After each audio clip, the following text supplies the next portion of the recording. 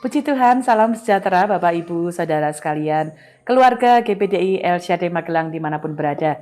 Kita akan kembali merenungkan firman Tuhan melalui Renungan 79 yang saya percaya juga akan terus mengadakan perubahan dalam kehidupan kita. Salam revival, saya berubah, saya berkarya, saya menjadi berkat. Mari kita izinkan firman ini menjelaskan apa yang menjadi kehendak Tuhan supaya kita juga mengalami perubahan revival dalam hidup kita. Amsal 28 ayat 23 akan menjadi ayat yang kita renungkan bersama-sama. Demikian firman Tuhan. Siapa menegur orang akan kemudian lebih disayangi daripada orang yang menjilat. Ya. Ini ada satu hal yang menarik ya untuk kita bisa renungkan bersama-sama dalam hubungan kita berkomunitas satu dengan yang lain. Karena firman Tuhan hari ini menjelaskan bahwa ketika kita punya hubungan satu dengan yang lain, dengan orang-orang di sekitar kita, dalam pergaulan kita, dalam hubungan kita sosial, sahabat itu adalah orang-orang yang punya hubungan yang dekat ya, di mana kita menghabiskan waktu bersama, bisa saling berbagi banyak hal ya, dan persahabatan atau harga diri satu orang dengan yang lainnya itu ya cukup bergantung pada apa yang kita berikan terhadap kehidupan orang lain. Nah, hari ini kita akan belajar ya, ada dua hal yang tercatat kita perhatikan dalam hubungan satu dengan yang lain.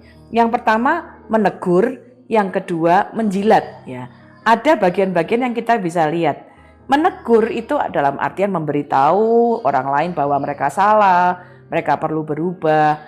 Lalu yang kedua menunjukkan kesalahan-kesalahan mereka ya. Ini nggak baik, itu nggak benar, jangan dilakukan dan sebagainya.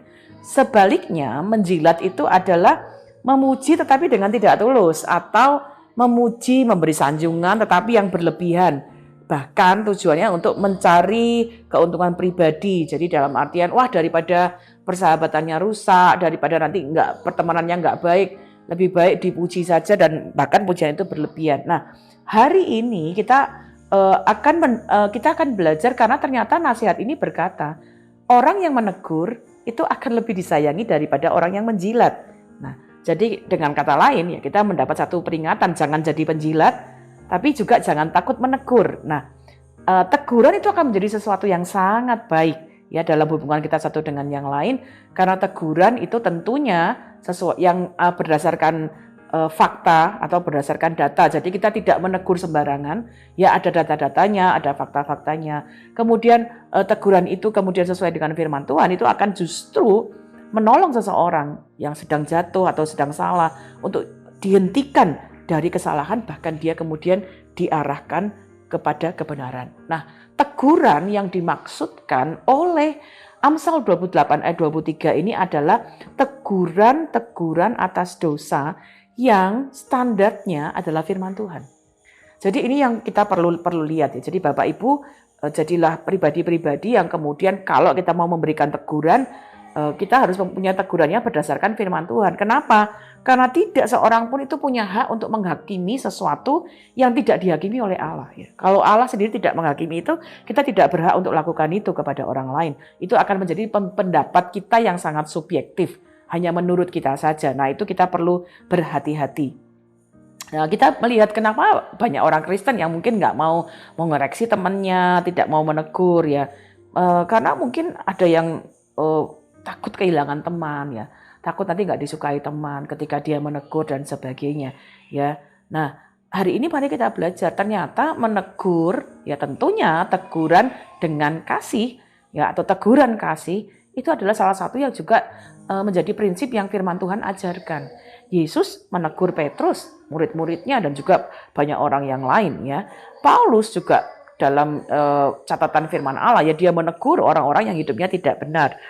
Yohanes Pembaptis juga menegur orang-orang yang tidak benar ya. Jadi hari ini kita dapat belajar ternyata prinsip menegur ini juga adalah sesuatu yang dapat kita lakukan. Tetapi ada beberapa prinsip yang kita perlu perhatikan ketika kita menegur, supaya teguran itu menjadi teguran yang juga mencapai sasarannya ya. Ada 3 prinsip yang saya harap kita bisa belajar ketika kita menegur seseorang. Pertama, lakukan teguran itu, prinsip teguran 1, tujuannya tujuan kasih. Artinya apa? Ketika kita menegur, tentu tujuannya untuk memulihkan.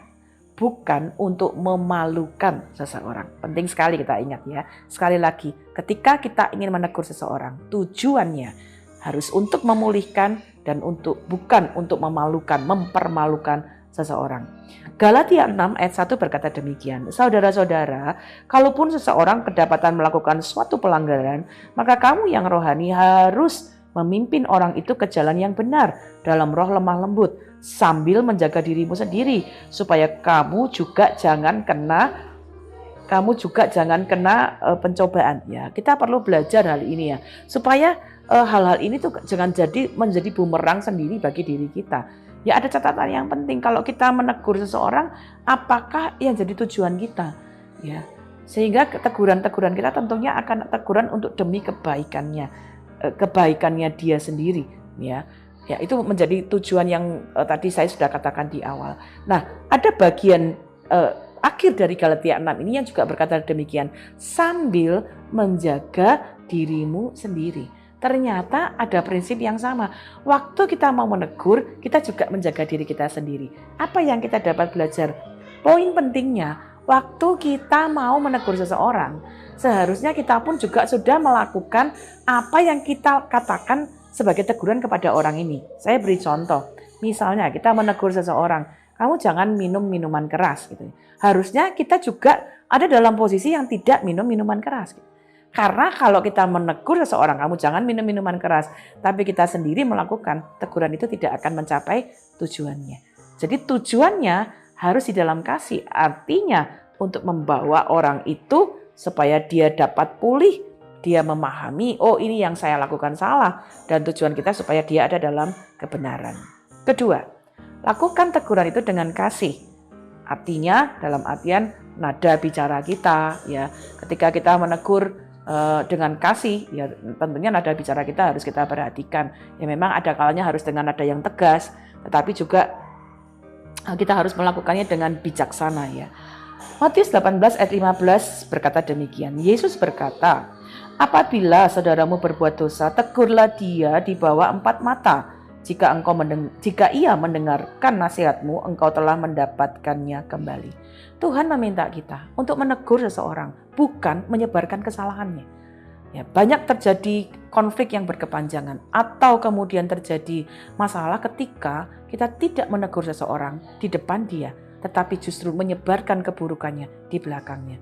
Ini adalah sesuatu yang salah dan kita tidak boleh melanjutkannya. Jangan melakukan hal ini.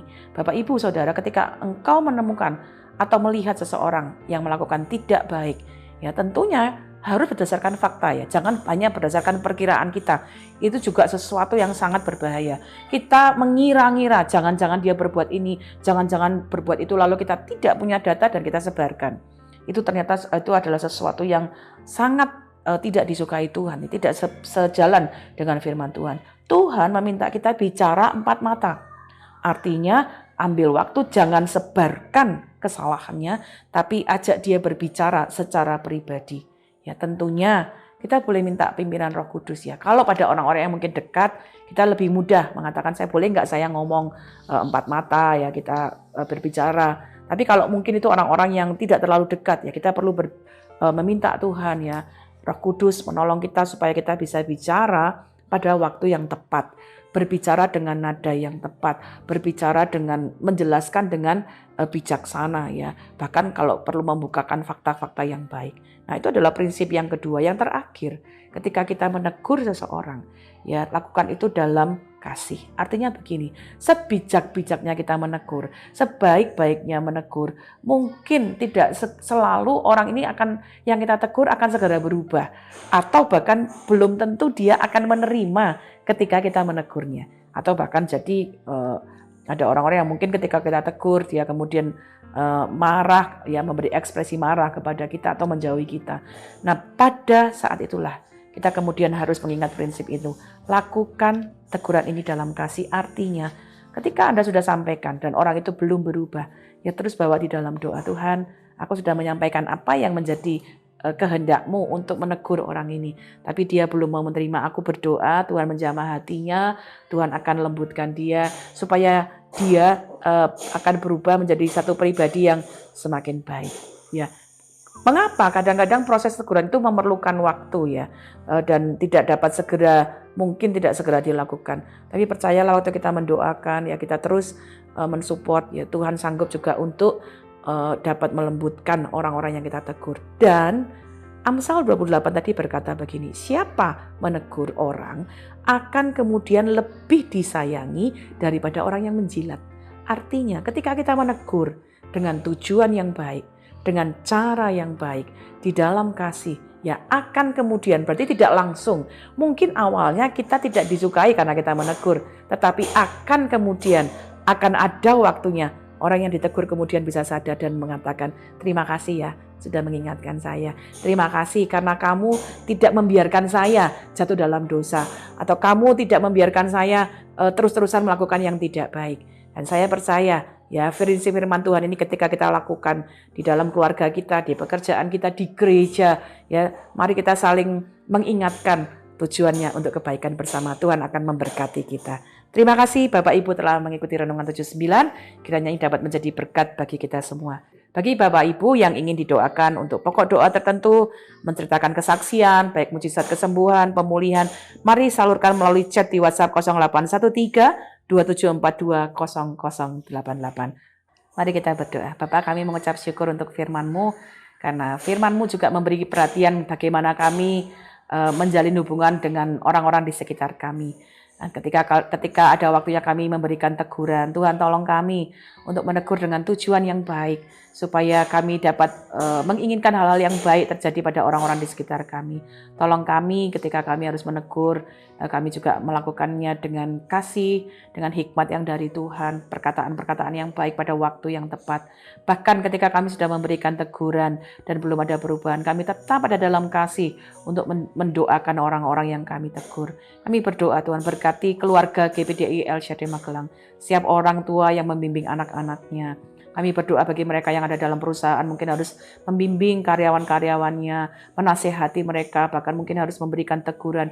Beri hikmat Tuhan, beri hati yang penuh kasih, supaya setiap teguran kami lakukan untuk dapat dipakai Tuhan memulihkan orang-orang di sekitar kami. Kami berdoa bagi orang-orang yang hari-hari ini sedang menerima teguran, Tuhan lembutkan hati mereka untuk dapat menerima dengan lapang dada dan mengizinkan Engkau sendiri terus mengerjakan perubahan dalam hidup mereka.